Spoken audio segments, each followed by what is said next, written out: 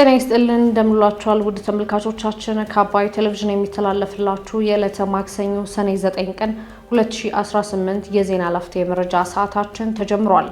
የሰላም አማራጭን ችላ ብሎ ወደ ውጊያ የሚገባ ኃይል ካለ ድል የሚያደርግና እስከ ወዲያኛው የሚያከስም ሰራዊት አለን ሲሉ ሌተናል ጀነራል ይልማ መርዳሳ መግለጻቸውን፣ የትግራይ ችግር በየዕለቱ እየተባባሰ መምጣቱን የገለጸው ሳልሳይ ወያኔ ፓርቲ የህወሓት ቡድን የ70 ዓመት አዛውንቶችን ጭምር እያሰረ ነው ማለቱን፣ እንዲሁም በመጤጠል እንቅስቃሴዋ ከባድ ተቃውሞ እየገጠማት ያለችው ደቡብ አፍሪካ ለዶክተር ቴድሮስ አድሃኖም ወቀሳ ምላሽ መስጠቷን ጨምሮ ሌሎች መረጃዎችን ይዘናል።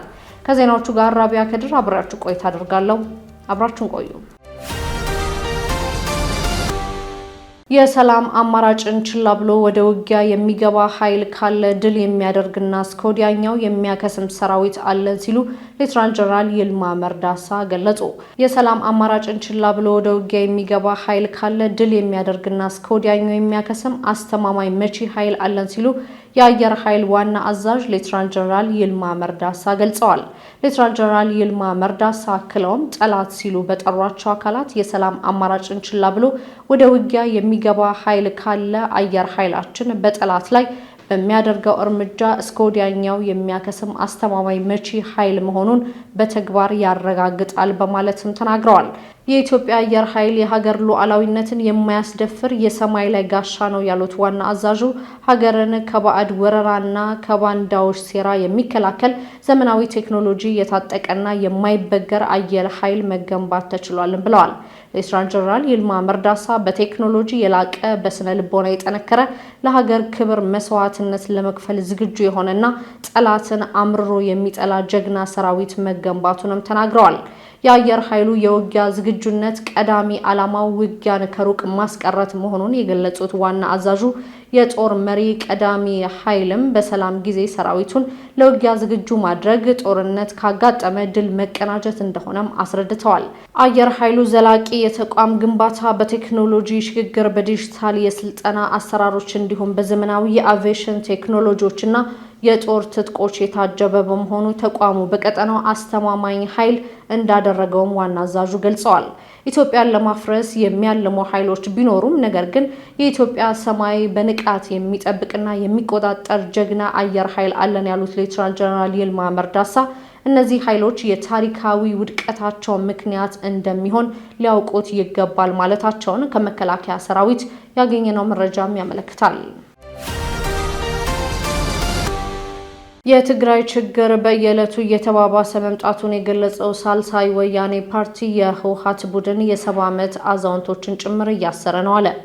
መሰረቱን በትግራይ ክልል ያደረገው ሳልሳይ ወያኔ ትግራይ በትግራይ ሰማይ ስር ያለ ከባድ አደጋ በሚል ባወጣው መግለጫ የትግራይ ችግር በየዕለቱ እየተባባሰ መጥቷል ሲልም ገልጿል። ፓርቲው በመግለጫው ታጣቂው የህወሓት ቡድን የክልሉን ህዝብ ሞራል፣ ህግና ነባር ፖለቲካዊ አሰራሮችን ጥሶ ስልጣንን በኃይል በመጨበጡ በህዝብና በሀገር መካከል ያለውን መስተጋብር ተበላሽቷልም ብሏል። የትግራይ ህዝብን ፍትሃዊ ጥያቄዎች ማሳበቢያ አድርገው በኃይል ወደ ስልጣን የመጣው ይህ ቡድን ህዝቡን ወደ መከራ አስገብቶ እንጂ ጥያቄዎችን ለመመለስ ሞክሮ አያውቅም በማለትም አብራርቷል። ይህ ኃይል ወጣቶችን በመግፈፍ ወላጆችን በማሰርና በማንገላታት ሽብርና ማህበራዊ አለመረጋጋትን በመፍጠር ላይ ተጠምዷል ሲልም ፓርቲው ከሷል። እንዲሁም ቡድኑ አፋኝ አዋጅ አውጥቷል ያለው ሳልሳይ ወያኔ ፓርቲ በትግራይ ህዝብ ላይም ከባድ ስጋት ደቅኗልም ብሏል። ለሀገሩ ዋጋ እየከፈለ የቀጠለውን የትግራይ ክልል ወጣት አሁን ላይ ከቡድን ጥቅሙ ውጪ ግድ በሌለው ኃይል እየታደነ ነው ይላልም በመግለጫው። በዚህ ምክንያት ሲሰደዱ ደግሞ ለህገወጥ ደላሎችና ለአሳ ሲሳይ የሆኑ ነው ያለ ሲሆን ለጾታዊ ጥቃት፣ ለእስርና ለተለያዩ መከራ እየተዳረጉ መሆኑንም ያነሳል። የትግራይ ዋና ዋና ከተማ ጎዳናዎች ወጣት የማይታይባቸው ሰው አልባ ሆነዋል የሚለው ሳልሳይ ወያኔ ትግራይ የመሃል አገር ከተሞች በአንጻሩ የትግራይ ክልልን የግዳጅ አፈሳ በሸሹ ወጣቶች ተሞልተዋልም ብሏል። ስለሆነም ይህ ለቡድናዊ ህልውና የህዝብን ህልውና አደጋ ላይ የጣለው ቡድን ወለም ዘለም ሳንል ልንታገለው ይገባል ሲልም አሳስበዋል። ፓርቲው በመግለጫው የህወሓት ቡድን እንቅስቃሴ አሁንም እንደሚታገል አስታውሶ ከሰሞኑ በህወሓት ቡድን የታሰሩ የ70 ዓመት አዛውንት ወይዘሮ አከዛ ህልፉን ጨምሮ የታሰሩ ሁሉም የትግራይ ተወላጆች በአስቸኳይ እንዲፈቱም ጠይቋል። በመጤጠል እንቅስቃሴዋ ከባድ ተቃውሞ እየገጠማት ያለችው ደቡብ አፍሪካ ለዶክተር ቴድሮስ አድሃኖም ወቀሳ ምላሽ ሰጠች። በደቡብ አፍሪካ የሚኖሩ ኢትዮጵያውያን የህይወት መጥፋት፣ የተለያዩ ጥቃቶች እንዲሁም የንብረት ዘረፋ እያጋጠማቸው እንደሆነ በመግለጽ በከፍተኛ ስጋት ውስጥ መሆናቸውን በተደጋጋሚ ጊዜ እየገለጹ ይገኛሉ። ይህንን ጉዳይ በተመለከተም የዓለም ጤና ድርጅት ዋና ዳይሬክተር ዶክተር ቴድሮስ አድሃኖም ከትናንት ወዲያ ሰኔ 7 ቀን 2018 በደቡብ አፍሪካ ውስጥ በሚፈጸሙ መጤጠል ጥቃቶች በሺዎች የሚቆጠሩ ቤተሰቦች መፈናቀላቸውንና የሰው ህይወት በአጭሩ እየተቀጨ መሆኑን በመግለጽ በቅርቡ የሞቱ ኢትዮጵያውያንና ሞዛምቢካውያንን በምሳሌነት ጠቅሰው ነበር። በዚህም ቢያንስ 5 ኢትዮጵያውያንና 5 ሞዛምቢካውያን መገደላቸውን ያመለከቱት የዓለም ጤና ድርጅት ዳይሬክተሩ በሺዎች የሚቆጠሩ ደግሞ ለህይወታቸው በመስጋት እየሸሹ መሆናቸውን በኤክስ ገጻቸው ላይም አጋርተው ነበር። ይህንን ተከትሎም የዓለም አቀፍ ግንኙነትና ትብብር መስሪያ ቤት የሚባለው የደቡብ አፍሪካ የውጭ ጉዳይ ሚኒስቴር ቃል አቀባይ ለቢቢሲ እንደተናገሩት ዶክተር ቴድሮስ የጠቀሷቸው የውጭ ዜጎች ህይወታቸው በማለፉ እንደሚያዝኑ በመግለጽ ምክንያቱ ግን መጤጠል ጥቃት እንዳልሆነ አስተባብለዋል። ባለስልጣኑ ለኢትዮጵያውያኑና ለሞዛምቢካውያን ሞት ምክንያት የመጤጠል ጥቃት አለመሆኑን ከመግለጻቸው በተጨማሪ የኢትዮጵያውያኑ ሞት ከተደራጀ ወንጀል ጋር እንደሚያያዝ የሞዛምቢካውያን ሞት ደግሞ ምርመራ እየተደረገ እንደሆነ አስረድተዋል። የደቡብ አፍሪካ ባለስልጣናት ይህንን ጉዳይ ቢያስተባብሉም በደቡብ አፍሪካ ከቅርብ ጊዜ ወዲህ በውጭ ሀገር ዜጎች ላይ ያተኮረ የጥላቻ ጥቃት የሚያመለክቱ ዘገባዎች ሲወጡ ቆይተዋል። የኢፌዴሪ ውጭ ጉዳይ ሚኒስቴር ከዚህ ቀደም በሰጡት ሳምንታዊ መግለጫ ኢትዮጵያ ላይ የሚፈጸሙ ጥቃት እንዲቆምና በጥቃት ፈጻሚዎች ላይ እርምጃ እንዲወሰድ መጠየቁን እንዲሁም የደቡብ አፍሪካ መንግስት በበኩሉ በጉዳዩ ላይ ክትትል እያደረገ እንደሚገኝና ውጤቱንም እንደሚያሳውቅ መግለጹ ይታወሳል። የውጭ ጉዳይ ሚኒስቴር በተለይም የኢትዮጵያ መንግስት ይህንኑ ጉዳይ የሚከታተልና ዘላቂ መፍትሄ ለመፈለግ ቡድን አዋቅሮ ወደ ደቡብ አፍሪካ ለመላክ ዝግጅት መጀመሩን መግለጹም አይዘነጋም።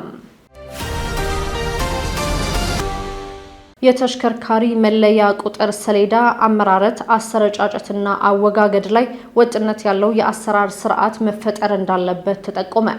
የትራንስፖርትና ሎጂስቲክ ሚኒስቴር ለክልል የትራንስፖርት ዘርፉና የከተማ መስተዳድር ኃላፊዎች በዘርፉ በወጡ አዋጆች፣ ደንቦችና መመሪያዎች ዙሪያ የግንዛቤ ማስጨበጫ ስልጠና ላይ የተሽከርካሪ መለያ ሰሌዳ ቁጥር አመራረት፣ አሰረጫጨትና አወጋገድ ላይ ወጥነት ያለው የአሰራር ስርዓት መተግበር ላይ ያተኮረ ውይይት አድርጓል።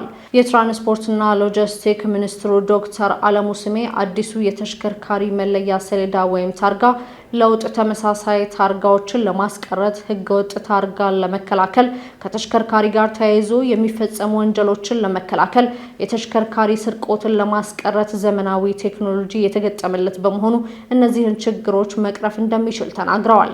አክለውም ከነባሩ ታርጋ ጋር ተያይዞ ከዚህ በፊት ከአንዱ ክልል ወደ ሌላ ክልል በትራንስፖርት በሚደረግ እንቅስቃሴ ግለሰቦች ለጥቃት የሚጋለጡበት ሁኔታ ጭምር መሆኑን ጠቅሰው አዲሱ የተሽከርካሪ መለያ ይህንን ችግር የሚፈታና የሀገራችንን የወል ትርክት ሊያዳብር የሚችል ነው ብለዋል። የትራንስፖርትና ሎጂስቲክ ሚኒስትር ዴኤታ አቶ ደንጌ ቦሩ በበኩላቸው ከነባሩ ታርጋ ጋር ተያይዞ ያሉ ችግሮችን ለመቅረፍ እንዲቻል ከተሽከርካሪ መረጃ አያያዝ ጋር ያሉ ችግሮችን ለመፍታት የተሳለጠና የተናበበ ትራንስፖርት አገልግሎት እንዲኖር ለማስቻል አዲሱ የተሽከርካሪ ታርጋ ትልቅ ሚና ይኖረዋል ብለዋል። ይህ በእንዲህ እንዳለ ባሳለፍነው ሐሙስ በመዲናዋ አዲሱ የተሽከርካሪ ሰሌዳ መሰጠት የተጀመረ ሲሆን የክፍያ መጠኑ እንደየተሽከርካሪው አይነት ከ11000 እስከ 56000 ብር እንደሚደርስ የአዲስ አበባ ከተማ አስተዳደር አሽከርካሪና ተሽከርካሪ ፍቃድና ቁጥጥር ባለስልጣን ማስታወቁም አይዘነጋም። ይሁን እንጂ መሰጠት የጀመረው አዲሱ የተሽከርካሪ ሰሌዳ ወይም ታርጋ የዋጋ ተመን በተሽከርካሪ ባለንብረቶች ላይ ከፍተኛ ቅሬታን እየፈጠረም ይገኛል። ከነዳጅ ዋጋ ማሻቀብ፣ ከመኪና መለዋወጫ ዋጋ መናር እንዲሁም ካለው የኑሮ ውድነት ጋር ተዳምሮ ይፋ የተደረገው የአዲሱ ሰሌዳ ዋጋ ስሌት እንደ ሀገሪቱ ዜጋ የአቅም ልክ ያልቃኘ ነው የሚሉ አስተያየቶችም እየተሰጡ ይገኛሉ።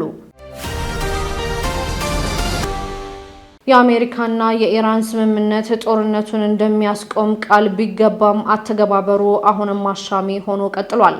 በመካከለኛው ምስራቅ ለወራት ሲካሄድ የቆየው ከፍተኛ ጦርነት ለማቆም የአሜሪካና የኢራን መንግስታት ስምምነት ላይ መድረሳቸውን ይፋ አድርገዋል።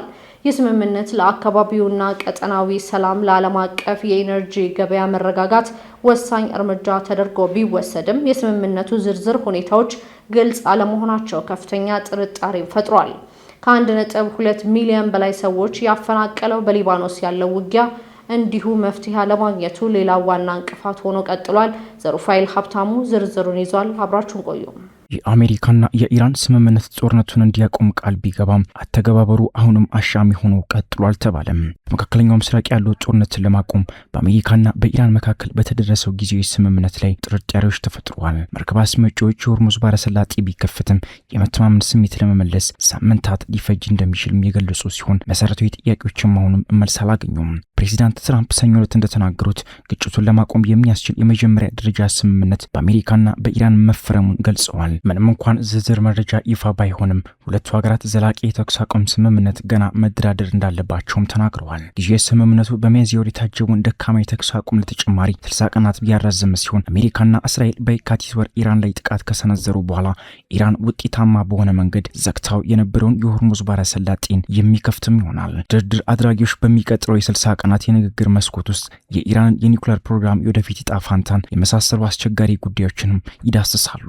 ትራምፕና የእስራኤሉ ጠቅላይ ሚኒስትር ቤንያሚን ኔታንያሁ ጦርነቱን ለማቆም የተጠቀሙባቸው ሌሎች ሁለት ጉዳዮች የኢራን ለክልሉ የታጠቁ ቡድኖች የሚታደርገውን ድጋፍ ማቆምና የኢራንን ሚሳኤል ፕሮግራም መገደብ ለእነዚያ ድርድሮች በአጀንዳነት የሚያቀርቡም ይታሰባል። ትራምፕ ወደ ፈረንሳይ ለቡድን 7 ሀገራት ጉባኤ ከደረሱ በኋላ ስምምነቱ ሁሉም ተፈርሟል ሲሉም ገልጸዋል። ምክትል ፕሬዚዳንቱ ጄዲ ቫንስ አርብ ዕለት በጄኔቫ በሚካሄደው የፊርማ ስነ ስርዓት ላይ እንደሚገኙም አክለው ተናግረዋል። የኢራኑ ፕሬዚዳንት ማሱድ ፔዜሽኪያን ጊዜያዊ ስምምነቱ ውጊያውን ለማቆም አስፈላጊ እርምጃ እንደሆነና ነገር ግን ዘላቂ የተኩስ አቁም ለማድረግ የመጨረሻ ስምምነት ገና መፈጠር እንዳለበትም አስታውቀዋል። ቫንስ ለሲኤንኤን እንደተናገሩት የተፈረመው ማስታወሻ በጣም አጠቃላይ ሰነድ ነው ሲሉም ተናግረዋል። የአሜሪካ ባለስልጣናት እንደተናገሩት ዝርዝር መረጃው በሚቀጥሉት 2 ቀናት ውስጥ ይፋ ይሆናል። ቫንስ ለኢራን በጣም ጠቃሚ የማዕቀብ እፎይታ ጥቅል እንደሚያካትትም በማከልም ገልጸዋል። በኋላ ላይም ለፎክስ ኒውስ እንደተናገሩት ትራምፕ ስምምነቱን ከአርብ በፊት ይፋ ለማድረግ ሊወስኑ ይችላሉ መባሉን ሮይተርስ ይዞት የወጣው መረጃም ያመላክታል።